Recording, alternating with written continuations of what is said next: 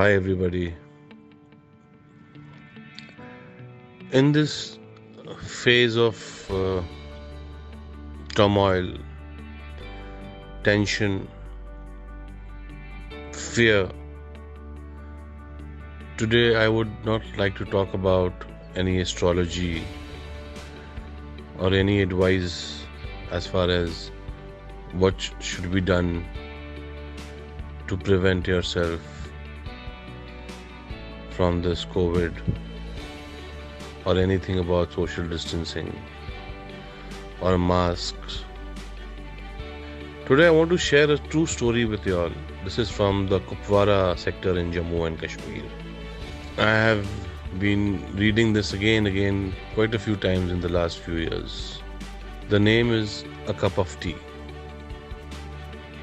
There was this group of 15 soldiers led by a major, and they were on their way to their post in the Himalayas where they would be deployed for the next 3 months. The batch who would be relieved was waiting anxiously for these guys to reach there. It was cold, very cold winter, intermittent snowfall. It made things really difficult for these people. And they all 15 of them had just, one wish, that if someone could offer them a cup of tea. Though the major knew that it was a very futile wish, but still they continued moving ahead and had the same wish.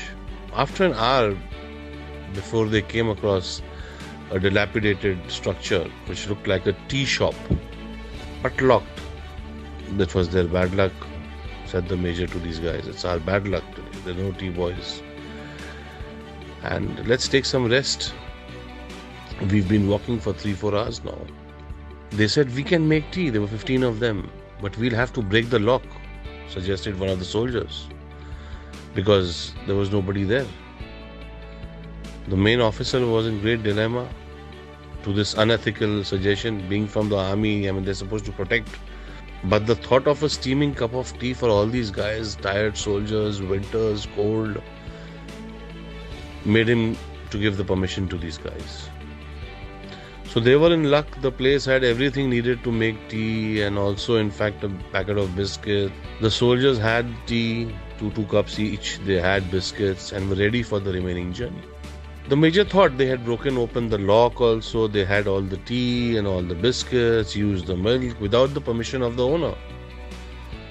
They are not a band of thieves, but disciplined soldiers. So he took out a few thousand rupees from his wallet, placed it on the counter, pressed under a sugar container so that the owner could see it whenever he would come back. And he was now, relieved of his guilt. He ordered his people to put the shutter down, and he proceeded further. 3-4 months passed by, and they continued to do gallantly in their work and were lucky not to lose anyone from the group in the intense insurgency situation. It was time for another team to replace them. Now they had to go back. On their way back, they stopped at the same place, at the same tea shop. And as it was early in the evening, they saw the shop was open and the owner was present in the shop. The owner was an old man with very few resources, and Ven was very happy to, greet these 15 customers of his. All of them had the tea, had biscuits, and they were talking to the old man about his life, his experience, especially selling tea at such a remote place, and what kind of people come, and etc. etc. And the old man also had many stories to tell them, his faith in God, and oh Baba, if God is there, why should he keep you in such poverty then? Commented one of the soldiers. So the guy said, don't say like this, Sahab, don't say like this. God is actually there and I got proof. So these guys were like, what proof do you have? So he said, 3 months ago, I was going through a very tough time because my only son had been severely beaten up by the terrorists over here who wanted some information from him, which he did not have. I had closed my shop to take my son to the hospital. Some medicines were to be purchased and I had no money. I had just 20 rupees. No one would give me money because of the fear of the terrorists. There was no hope, Sahab. There was no hope. And that day, Sahab, I prayed to God for help. And Sahab, you have to believe that God walked into my shop that day. When I returned to my shop, I found that my lock was broken. I felt I was finished. I was doomed. I lost whatever little I had. But then I saw that God had left a few thousand rupees under the sugar pot. I can't tell you, Sahab, what that money was worth that day. My son's life. God exists, Sahab. He does. The faith in his eyes were unflinching.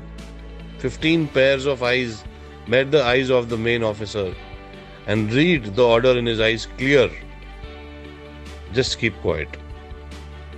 The officer got up and paid the bill. He hugged the old man and said, "Yes, Baba, I believe you. I know God exists. And yes, your tea was wonderful."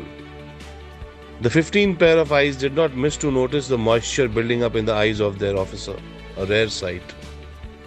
So now, why did I tell you all this story? Walking on the path of truth and compassion, you can be the messenger of God to anyone. Today, everybody needs to be a messenger of God. We have to have a lot of compassion. And if we follow the path of truth, we can be messengers. And if we can be messengers of God to anyone today, if we can help anyone in any way, we should. We should go ahead and do whatever little bit we can. And let everybody feel that Sahab, Bhagwan hai, God is there, Sahab. So let us walk on the path of truth and compassion, and let us try and be a messenger of God for everybody. Thank you, friends. I know I have taken 8 minutes of you all, but I hope this does wonders for the world. Thank you. Thank you so much. God bless you all.